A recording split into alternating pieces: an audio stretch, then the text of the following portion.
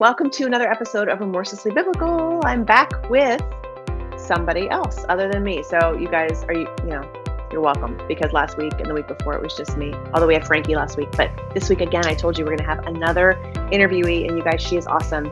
Meisha Johnson joined me, and I have to tell you, she's unbelievable. Like literally, I know I say this a lot, but like unbelievable. The way we were connected, we have a mutual acquaintance by the name of Paul, and we joked a little bit on the episode. It's kind of like, well, we have to love him, right? Because his name's Paul, right? I mean, it's from the New Testament. Like, we can't not recognize a guy who has that name. So Paul is just a faithful servant, and he is a great connector. And he connected Misha and me because she and I both did some graduate studies at the same university, and she's continuing on. She's deep in study. So I will read you guys her bio, because as you know, I like to get this right. And people are just so interesting and amazing, and they have hearts for God. And when you hear her story and just listen to her talk, it's pretty incredible. So Misha is most recognizable as a former news reporter and anchor for CBS Philly and Fox Minneapolis. Misha has worked in television ever since her working career began. She had a knee-bending spiritual awakening in 2009, which she talks about. However, Johnson was led to use her gifts and talents for the Lord. I'm calling her by her last name because, now we're bros. No, I love her. She's amazing. So Misha used her gifts and talents for the Lord, and she couldn't ignore it. She literally could not ignore it. And so she put her TV career on hold in order to complete a Master's of Sacred Theology degree at St. Joseph's College of Maine. Upon completion, when she's done, she's in it right now, she plans on pursuing her PhD and writing a book about her own mystifying conversion experience. This woman knows a lot about spiritual warfare. She cares a lot about this, and she's very, very well versed in it because she studies nonstop.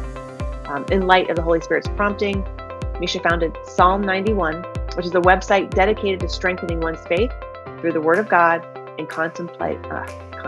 Contemplative. When you contemplate prayer.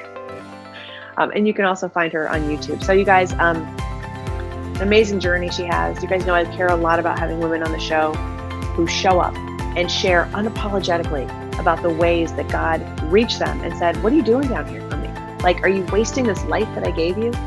You're beautiful. You're amazing. You're smart. Go do beautiful and amazing and smart things for me, for God. So would you guys please join me in welcoming Meisha Johnson? Thank you.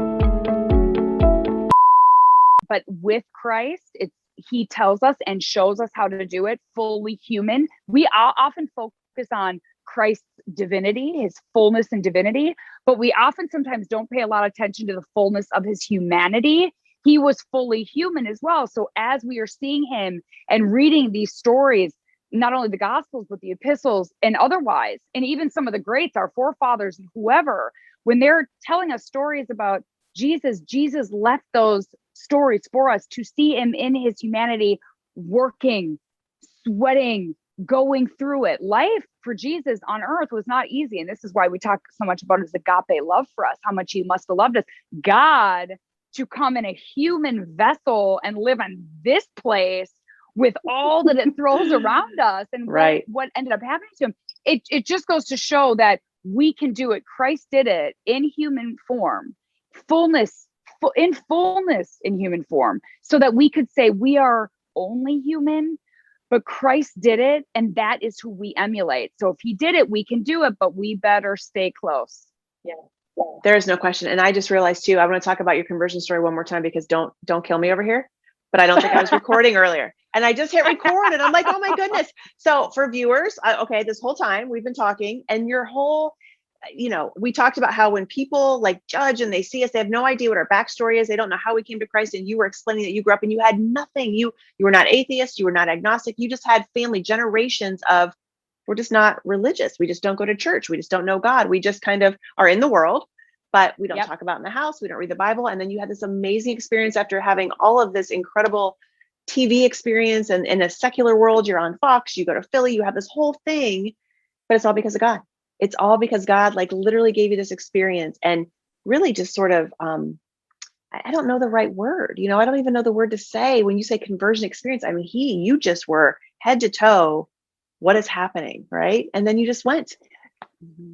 Yes. Yeah, that is definitely what happened to me. And I always tell people whenever I talk about my personal experience that when you're not raised with any religion, God, first of all, God knows the hearts and minds of all men. So he knew that for me, not having any context of any sort of religion, like you said, not atheist or agnostic, just generationally, it was just lost as all my great grandmothers, grandfathers, whoever came over from wherever, all over the place. They came, they lost religion. It became sort of just something that wasn't talked about, wasn't carried through.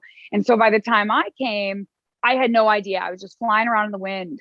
And God knew that. He knew everything about me as he does all of us. And for me, yes, it was in 2010, late 2009, early 2010. One day I was vacuuming my living room and something physically happened to me. I'll spare all that kind of stuff because that would be like a whole other thing. But because I knew it was Christ centered, because of what that was, it first started me off on this path of fear and confusion. But I knew the only place that I could go to even begin looking for answers was a Bible. So I read it from Genesis page 1 all the way through the book of Revelation, did that a few times to try to look for the answers I was looking for. And that's when the relationship first started. So my journey with God really started from a place of fear, first of all, not knowing, then a place of fear, and then into mind blown. And when the scales are ripped off your eyes, there's no going back. Your world, number one, your world has to change. Let's start there. My world had to change. And then also the way that I was seeing the world was forever changed because I was no longer looking at it from just a worldly worldview perspective. I had a sacramental worldview. All of a sudden, I was seeing the world from the way Jesus would want someone to see it in order to safeguard and protect that pilgrimage and that relationship with him. So that's when everything changed. Yeah. And thank you for that. And so when you were reading, because we have a lot of people here who watch the show who are actually very new in their faith, right? They're new believers. They're very similar experiencing things right now, similar to what you did, which was they just pick up the Bible. And here's my question for everybody who just does that. Do you remember in 2009 or 10, when you started to read it cover to cover multiple times, were you like, what do these words even mean? Did you have any sort of feeling about that you were grasping what it was saying to you? Definitely. First of all, it's a whole other type of vernacular, right? But so for me, because it was so big and my conversion story was so heavy, I was more, when I first read it, I was more getting just the overall context of like, who was that? Who is this? What happens or why? And then all these kind of, so for me, I'd get to Lamentations or whatever, and my eyes are kind of like just glaze over at certain Right, areas, yeah. right? And so your eyes are kind of grabbing on anything that you can understand. So then when you get cover to cover, it's like watching a movie. When you're starting off, you're kind of like, I don't really get what they're saying. I have no context. I don't know these characters. I don't know whatever. But as you work your way through, it's starting to kind of make more and more sense. And then by the second time through, then I was kind of like, okay, still had so much to learn. But this is why we could read the Bible every single day, our entire lives. First of all, the Bible is alive. It is not dormant. It is not like any other book.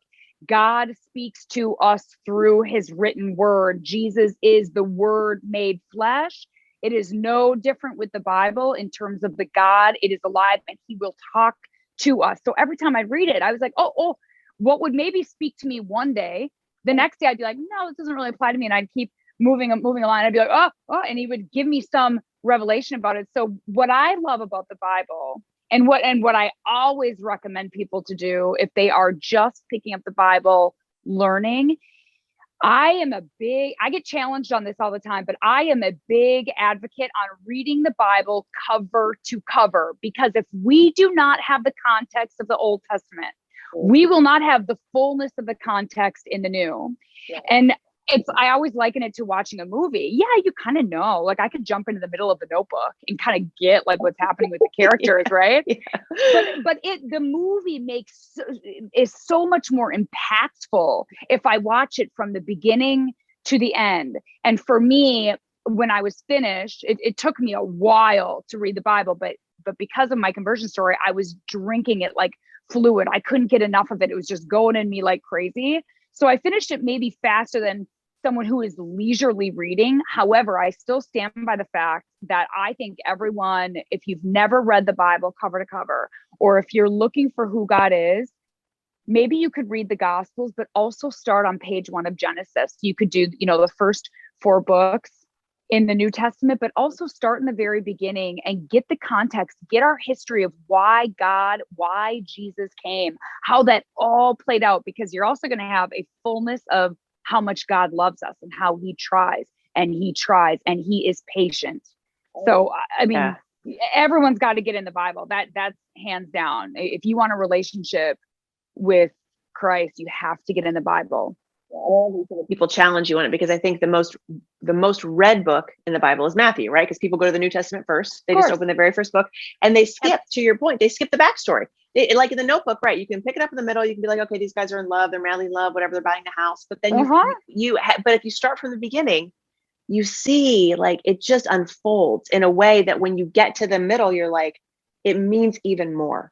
It means even more if you have the backstory and the context. And so when I teach, I always say to people, if you want to know Jesus, you've got to know where he came from. You have to know the whole people, his whole tribe. How did he get here? What kind of lineage? What kind of all the way through Judah, the tribe, and David, and the way that God used the least of these to bring about our Savior. Like you can't just be like, okay, well, in drops Jesus, like, he's like pink hanging from the ceiling on a swing or whatever. Like it's not that kind of fantastical story. It's the opposite of that, because that's who God uses. He uses the least of these people that nobody saw coming, people that are like, you don't matter in the world. And God's like, really? Watch me. It's my favorite part. Totally. I love it. And it makes everybody realize that there really is a specific calling for you. It doesn't matter where you've been, what's going on right now. There is a specific calling for you. Nothing else matters. There's that saying, I'm sure Beth, you've heard it. He doesn't call the equipped, he equips the called. He will give you what you need. He will give it to you. He will provide it. He is the provider.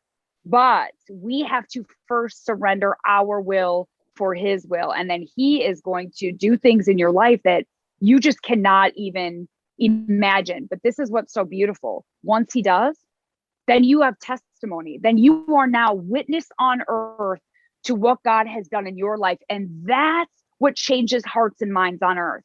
That is what we could tell people. I could study the Bible every day and I could, go into a classroom and tell people about the Bible. But when I tell them about what I personally witnessed, what I personally saw, that's when they go, wait, tell me that again. Wait, what happened? Right. Yeah. It connects with us. And it's similar with why people, our forefathers and some of the doctors of the church and the theologians that have been around for thousands of years, the reasons why we're so gravitated, because they're real people. They're real people. So we really can understand like, oh, I'm not so different from them. And God used them. He shows up. Every time he does. And the thing is, if it was all about us, if people said, well, of course you have a relationship with God because you were so rich or perfect, or you're so smart, or whatever they fill in the blank with. And so God will say, because people would expect those kind of people. We live in, again, this comparison society. They're like, well, of course God loves them, but I'm not like them, so he can't love me. And instead, it's like when people who say, I have no idea. I was doing my thing on TV and I was vacuuming, and all of a sudden I was like, I have this it out of nowhere, because now you've got a testimony. And people say, tell me this again. I can't believe that happened to you. Or, my story was I got sick and I was in the hospital and I wasn't supposed to live. And it's like, wait a minute, what? This wasn't me. It was not by my own strength. I showed up, I went to the hospital, I did everything I could do from a human perspective, but I was not in control. Yeah. We have to relinquish control. That's what we have to do, because otherwise it's not by our doing. It's the craziest thing. So I was curious. I was asking you this earlier. And so for our viewers, I'm sorry, I messed up the whole recording thing, but we talked about your conversion. We talked about you came from nothing. And then you made this decision after you had that encounter to walk away. So you moved from Minnesota to Philadelphia. which was like a whole thing. Never happens, right, in your industry. Yeah. And then once, like you said, once you met God, you were like, I can't keep going this path. So what did you do after that? Yeah. So just to kind of fill in a little bit more color with what you just said, Beth. Yeah, I did a 21-day Daniel fast, and it was the first fast I'd ever done. And in that fast, I was going through a very specific predicament in life, and I prayed for something very specific. And 48 hours after that fast completed, CBS Philadelphia called me out of nowhere and offered me a job. So, okay, that's a whole nother thing. But the point of that is that does not happen. So I knew right away that was God. Now, I knew that God more than likely wasn't like, oh, I can't wait for you to work in TV. I knew that there was something else. I just knew I was to be obedient. And I would never have looked for a TV job outside of Minnesota because everyone's here. Born, raised in Minnesota. This is where all my family is. I would never have been. So when I came, I was like, hey, that's really weird. I know it's some city on the East Coast. I don't really know what's going on with that. But I knew you asked, when he opens and says yes, it's not for me to go, no, I don't like that. I wanted a different option. I was kidding. I wanted something else. Right. So that was my first test of like, okay, little newborn Christian, you say you want to follow me. Are you obedient when it's going to scare you? And there's going to be a lot of hurdles. It's going to cost you. There's going to be some sacrifice involved. So when I said yes, I was nervous, very nervous. And I went. And when I was out in Philly for this contract, I was very much tested. And sometimes I was living in the world and sometimes I was living with God. And I knew as I kept going deeper and deeper, he was going to say, it's either me or it is the world. And the choice is always ours because we have free will. And it took me some years of working in TV to finally get that strength of faith to go, I am surrendering everything. And when I knew I was going to surrender, it was like immediate. This overwhelming feeling in me said, now you have to know what you're talking about. And I'm talking about, you can read the Bible every day, all day. But for me personally, I knew that for me, I was going to have to take a deeper dive academically. I had a lot of questions. All my years of being a journalist, I wanted to ask questions and figure out certain things that I had questions about, get into more of our history and all that. And I was not prepared for what kind of a world that was going to open me up to, but I knew I was to walk away from TV, and that meant money, and that meant security, and that meant everything that I knew in my comfort zone of my vocation out the window. Bye. Everything changed. And guess what else happened? Everyone around me thought, she's cuckoo. She's lost her mind. Who would leave that job? What is she going to do? And all these worldly questions comes. And that's how God uses these situations to not only testify of how strong he is and how he speaks to us, but also that when we do surrender to him, not only do other people take notice and go, maybe I don't have to be scared, right? Like God will use us to help other people that are maybe scared to take a leap of faith that they weren't going to do. But then what it's also going to do is it's going to bring our relationship with Jesus Christ to a whole nother level. It's one thing to say, I believe in God's providence. It's another thing to quit your job, leave everything, not have a pot to pee in, right? And then say, I trust in your providence and live by it. But when we do, what happens is you go, oh my gosh, it's happening. Like I'm actually witnessing what he does when we actually give up something of our comfort. And it's not fun up front, but on the back end, the rewards of what God does because of our faith is sometimes it's not material. Sometimes he does not reward us or bless us with something material. In fact, good. I don't need any of that. All I want is more of your grace. And what he does with grace in our lives is what movies are written about, is what books are written about. It's what heaven is all about. How has it changed your life? Like today, you're not obviously on the East Coast anymore. You're back in Minnesota and living in his will, and you're doing this whole like, what does that look like for you every day? How is it different for you? Well, because I'm actually in now another grad school program, my day on the very surface of my day is all study. I study sacred theology. So I am in over my head in theology books day in and day out. Which I love because, for me, that's where I encounter God too. We can always encounter God kind of wherever we are. But I'll say this, I now understand what it means to pray without ceasing. It's not that we become monks and we're not on our knees. Some have that calling. That wasn't my calling. That's not millions and millions and millions of people's callings. But what praying unceasingly means is that when we completely surrender our lives to Christ, because we need him, he is now truly our provider. He is where any of our provision will come from.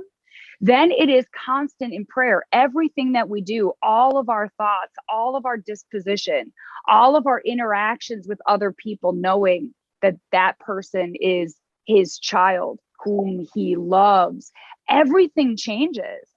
You become a walking prayer because everything in your life depends on it. Because I ripped that out of my life, I literally have nothing. The world's not going to save me. No. It's only God. So for me now, my life, how everything has changed is that I've become this vessel of just die to myself. And God, you fill me up with whatever you need me to do for you. It's just not about me. It never was, and it never will be. So when you are in that state of mind, then every day becomes a different experience. It's not like a typical 24-hour day. It's so different. Embodying what I think a couple shows ago I spoke about the verse in Mark, "Get behind me, Satan." Well, in all the Gospels, really, right? When Jesus rebukes Peter, and really what and I love it, right? I use it all the time, like in life, but totally out of context. But really, but what Jesus was saying is like, look, you have your mind fixed not on divine things. You're not setting your mind on my ways. You are setting your mind on earthly ways. And so to your point, when we set our mind on earthly ways and we're picking that with our free will instead of God's ways, well, we're not going to live into our full selves as he created us to be. We're only going to be like half version of it, like a lesser version, half. Like it's just going to be this way of incomplete. We're just going to be here a little bit, but we're not going to continue into this amazing journey, this amazing story that he has waiting for us. And so in the midst of all of your studies, I know you also, you're the founder of, is it Psalm 91? Am I saying that correct? That's what will you tell us about Psalm that? 91, yeah. What is that? Yeah. So basically that was just number one. We talked about the Psalms a little bit because I, and we all are creatures of emotion, and we're going to go through all these experiences. I really needed something tangible before I started really reading about, the doctors of our faith, the theologians of our historical faith. Before I started reading like saints of people, their books, their autobiographies, before I knew any of that, what did I read about? The psalmists and everything that they were going through. I was like, I experienced that. I feel that, which is why now I know why scholars always say, you Christians, faithful people of God, be in the book of Psalms, at least read one little one, maybe half of one every day or something, because they're some of the strongest prayers that we have in the entire Holy Bible of people that really surrendered and had to sacrifice everything for faith in God, because there was no other way. People were really chasing them up mountains to either kill them or do this or whatever. Right. So that fear, right? And we feel fear every day in certain things in our own lives. So I started a website, Psalm91.com, because Psalm 91, which is one of the biggest prayers of protection throughout the entire Holy Bible, kind of became the mascot of the COVID pandemic. Oddly enough, I'd hear like very secular people who didn't even really believe in God, but they'd be like, "Oh, I read this Psalm 91 thing, and it was actually interesting." Yeah, and who knew? Yeah. Who knew? So I started Psalm91.com as not only a way to really bring some new life into the Psalms in just kind of my network, but as an outlet for me, because as I am studying theology, it gets really, really, really deep and a lot of history, and sometimes your brain just gets a little tired. So Psalm 91 for me became an outlet of my emotions coupled with the psalmists, where I could just write about things that happen in the Bible, but really what God is saying to us for our time and space right now of what's going on. So it started off as an outlet of my heart and emotion of trials and tribulations and how God speaks to us through the psalmist today. And then it just started to kind of become something that, and you said this beautifully right in the beginning, Beth, you were like, even if one person is there, right? And I always think about that, even if there's one person that, even if it was just for me, because like I was tired that day and I really needed the psalmist to speak to me, whatever it was, I knew that if one other person or if just for me, I knew that God would be there. And it just kind of became a thing that then it just kept going, and it became where I would speak to God and God would speak to others. And now people just go there to, it's not even to hear my commentary, that's their prayer and commentary, but it's really also for everyone to get a new breath of life from the psalmist into their own lungs and their own walk with God. Because man, do we find so much strength with people who have gone before us and did it. They actually persevered. They finished the race. They got their in heaven. They know, they are telling us, this is here for you. This is your roadmap. So what's next for you on the other side of this? So I know you're studying and you've got the website. Tell us a little bit about and I also know you well enough by now to know that you are completely trusting in his timing and in his doors opening, and you're knocking, you're seeking, you're praying. But what are you praying specifically for, or in conversation with God about specifically? My main, especially when I talk about, where is my future going after my studies? Number one, I'll say this, I'll never stop studying. So I already know I'm going to a doctorate program after this. And when that's done, I'll probably get another one until God stops using my brain. Like until my brain it's just part of kind of like the way that I'm wired, where I ask questions that's just for me. But when I start the doctorate, that'll be part-time. So what's in the rest of all that space then? What's like my vocation? You nailed it when you said, I really have surrendered that to God. I know what 15 years of my life has been. It has been television. If God wishes to use that for his glory, I am at his mercy. If he says, I'm going to close every television door and every media door, and you are going to pray for people, I am at his mercy. So I have no clue, and I don't care, because what I have learned is I am so much more in love with life and at peace, trusting everything that where he leads me than me when I was steering my own car. When I was gripping the steering wheel, I might have a good month here or there, and then everything would derail and I feel like I was going backwards. Now I never feel that way. I always feel like I am moving forward, even if I don't have the luxuries of this world. Good, strip them out of here. I don't want any of them. I don't want any distraction. I just want him, and I just want him to tell me what I'm supposed to do for other people. So my prayer is always, thy will be done. I love it, love it, love it. Because that's all we can ask. It's just, we have to walk into that, and you're no longer afraid. You're just not afraid. You're not, because you've already lost, when I first walked away, I was like, well, I already kind of lost all my security. Like all my security is no longer there and all this stuff. So when you already go, well, it just doesn't matter because I've kind of like lost everything anyway. So, and when I say lost everything, I mean that in a very, worldly sense, where you don't have the comforts of life anymore. And you even have people rejecting you because you're out as a Christian, or you're very vocal about your Christianity. Well, in the media, that's not going to go so well. Right. Oh, no. In fact, I had my Twitter account suspended because I was saying, turn off your TV. And because I was recognized as someone who had worked for the news, they suspended my entire account. So this just goes to show that the worldly stuff, the comforts, and even how, and I'm not even talking about the materialistic side of life. I'm even talking about interactions with human beings too. We will be challenged. But Jesus said, I was too.